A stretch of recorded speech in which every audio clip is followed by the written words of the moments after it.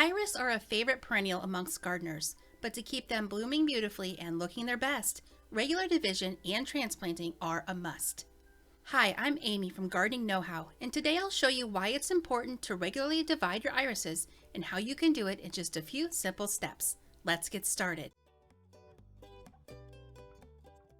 There are many types of iris available, including Dutch iris, Japanese iris, yellow flag, and more. However, one of the most common types, the bearded iris, typically requires more frequent division to keep the plants looking their best.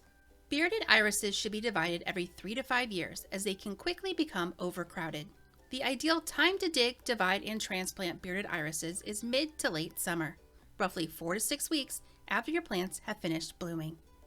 This timing allows the new divisions to establish themselves before winter, increasing the chances of blooming and thriving the following spring. Other types of iris, such as Siberian iris, don't need to be divided as often as the bearded irises. However, they should be divided when clumps become overcrowded, plant vigor declines, or when the clumps form solid rings with bare centers. Siberian irises are best divided in early spring or late summer. So why should you even bother dividing your irises? Over time, irises can become overcrowded, leading to fewer and smaller flowers, increased susceptibility to disease, and competition for nutrients and space. Regularly dividing your irises not only results in more beautiful blooms, but also improves airflow and promotes healthier plants. Plus, you'll have more iris plants to fill your garden for free or share with friends. It's a win-win situation. Most irises display similar signs when it's time for division. The first indication is a decrease in flowering, which clearly suggests that overcrowding is inhibiting their growth and reducing their ability to produce the vibrant blooms we know and love. Another sign is when the roots or rhizomes begin to heave out of the ground. If you notice tightly packed, intertwined roots or roots emerging above the soil surface, it's a clear indication that the plant is overcrowded and would benefit from division. Now it's time to get our hands dirty. Here's a step-by-step guide on how to divide and transplant your irises. Begin by digging up the entire clump. Use a garden fork or spade to carefully lift them out of the ground, making sure to dig a few inches away from the rhizomes to avoid causing any damage.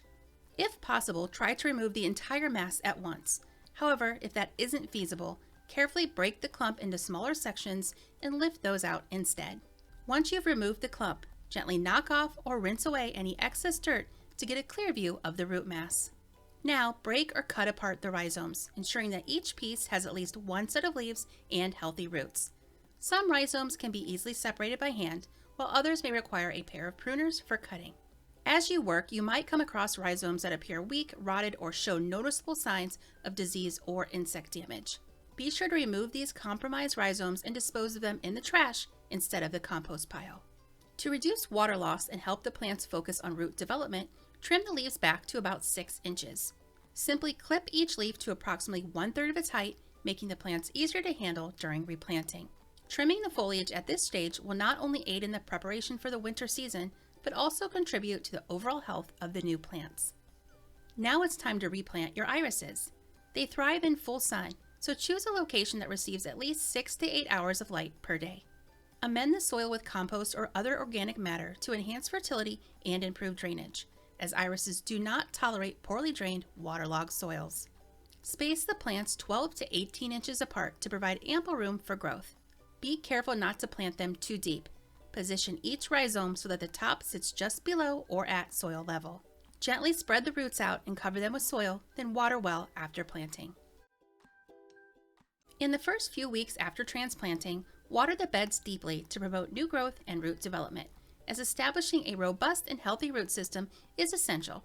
Additionally, applying mulch can help retain moisture and suppress weeds. However, be sure not to cover the rhizomes. And that's it. Dividing and transplanting your irises is a simple task that will reward you with a healthier, more vibrant garden. Plus, you'll have plenty of new plants to enjoy and share with others. If you found this video helpful, be sure to check out more expert tips and tricks on our YouTube channel. Thanks for watching and happy gardening!